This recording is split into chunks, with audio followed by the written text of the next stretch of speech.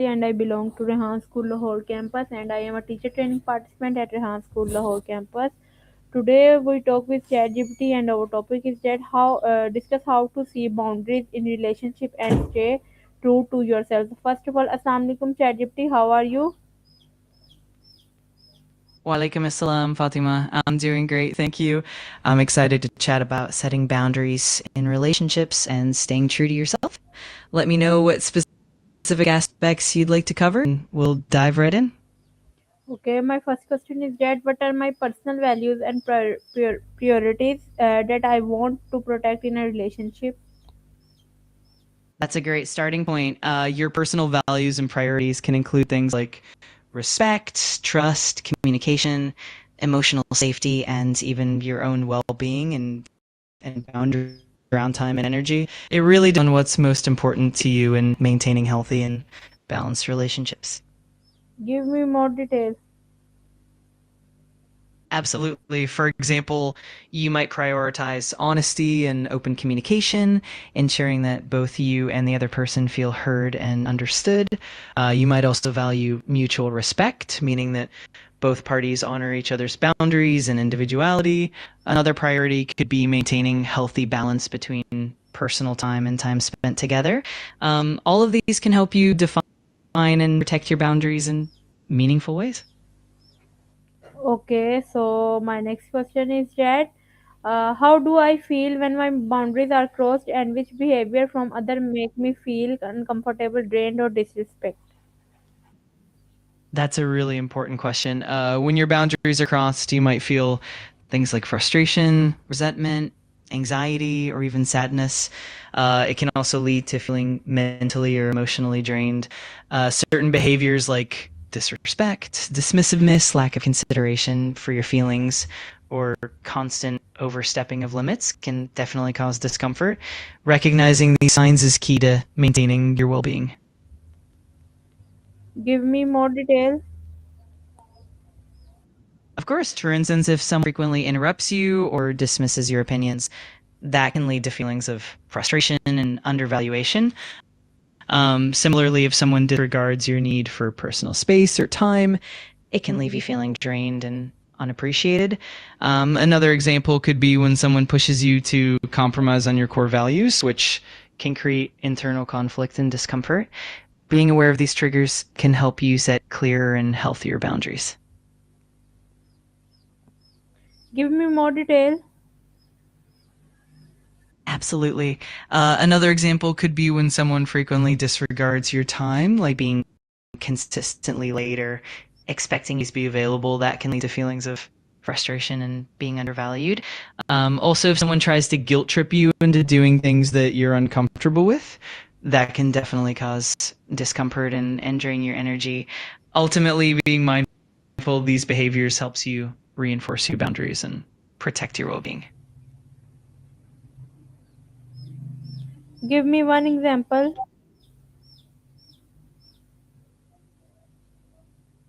Sure. For example, imagine you have a boundary around your personal time, like needing quiet hours in the evening to unwind. If someone repeatedly calls or messages you during that time and expects immediate responses, that can leave you feeling drained and unappreciated. In that situation, it's important to communicate your boundary clearly and let them know that you need that time to recharge. That way you can maintain your well being and respect your own. Okay, so my next question is that um, which behavior from other make me feel uncomfortable, drained or disrespect and how can I clearly and respectful communicate my boundaries toward other? Great question. Behaviors that might make you uncomfortable can include things like dismissiveness, constant interruptions, lack of empathy, or even manipulative tactics like guilt tripping. To communicate your boundaries respectfully, you can be clear and direct, use I statements like I feel, and express your needs calmly. It's also helpful to set consequences if those boundaries are respected and to be consistent in enforcing them. That way you maintain healthy and respectful relationship. Okay, give me more details. Of course, for instance, when you set boundaries, it's important to be specific and consistent. For example, if you need uninterrupted work time, you can let others know that during certain hours you'll be unavailable and that you'll respond to messages later.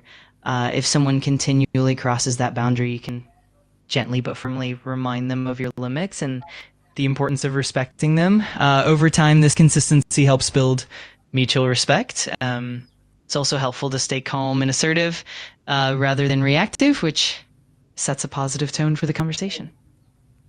Okay. So my next question is that what are effective ways to say without feeling guilty, and how can I respond if someone react negatively to my boundaries? It's a really important aspect. One effective way to say no without feeling guilty is to remind yourself that setting boundaries is a form of self care and that it's okay to prioritize your well being. You can keep your explanations concise and focus on your own needs rather than apologizing excessively. If someone reacts negatively, it's helpful to remain calm and empathetic. You can acknowledge their feelings without compromising your boundaries. For example, you can say something like, I understand this might be disappointing, but this is important for me, and then gently reinforce the boundary. Over time, this consistency helps others understand and respect your limits. Give me more details.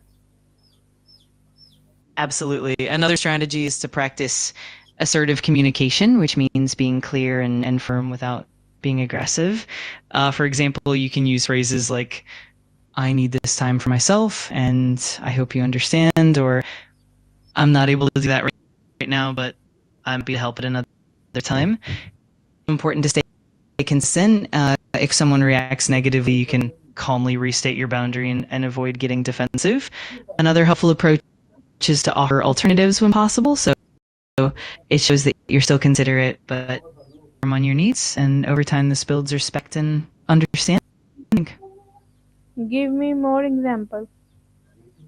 Absolutely. For instance, if you're dealing with someone who constantly asks for favors outside of your agreed upon boundaries, you can say something like, I'm not able to help with this right now, but I can assist you at a later time, or I need to prioritize my own commitments right now.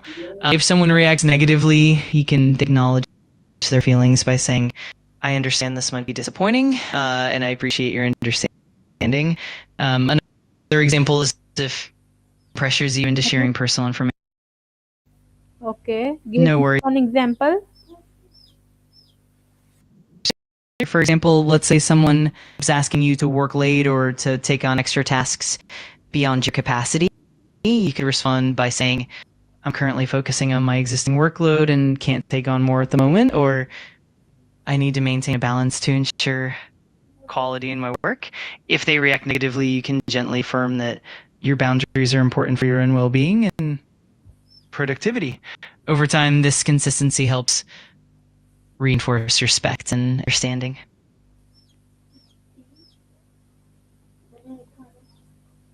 Okay. Give me more details.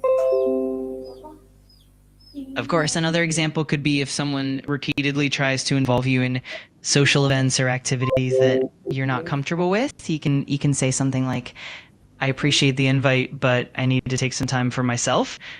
If they react negatively, you can gently reassure them that it's not about them personally, but rather about your own need for balance and self-care.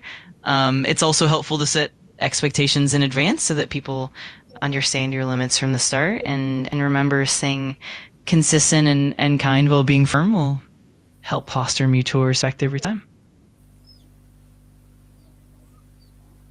Okay. So give me one purpose of this. Absolutely. One key purpose of setting boundaries is to protect your mental and emotional well-being.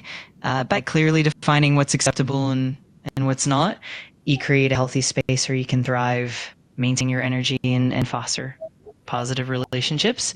It ultimately helps you stay true to yourself and ensures that your interactions are respectful and balanced. Okay. Give me one real life example. Of course, for instance, imagine you have a colleague who frequently calls you after work hours for help with tasks. To set a boundary, you might let them know that you're not available outside of your working hours and that you can help during office hours instead. If they react negatively, you can calmly explain that maintaining a work-life balance is important for your productivity and well-being. Over time, that consistency helps them understand and respect your boundaries. Okay. So my next question is that okay, what sign indicate that my boundary are being respected? That's a great question. Signs that your boundaries are being respected include things like people consistently honoring your limits without pushback, showing understanding and empathy when you communicate those boundaries, and adjusting their behavior accordingly. Another sign is that you feel less stressed and more comfortable in your interactions, and that your needs are taken into consideration without guilt or pressure. Ultimately, when your boundaries are respected, you'll feel more empowered and valued in your relationships. Okay. Give me more detail. Absolutely. For example, you might notice that people respect your time by not contacting you outside of agreed upon hours, or they check in with you before making assumptions. Another sign is that people actively listen when you express your needs and don't try to guilt trip or manipulate you. You might also find that your relationships become more balanced and there's a mutual understanding and respect. Ultimately, it's about feeling heard, valued, and supported, which shows that your boundaries are truly respected.